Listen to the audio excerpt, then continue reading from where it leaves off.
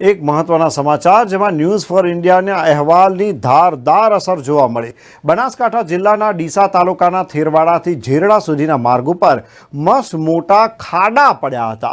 અહેવાલ news for ઇન્ડિયામાં ચલાવતા જ તંત્ર દ્વારા ખાડા પૂરવાની કામગીરીને ચાલુ કરી દેવામાં આવી હતી।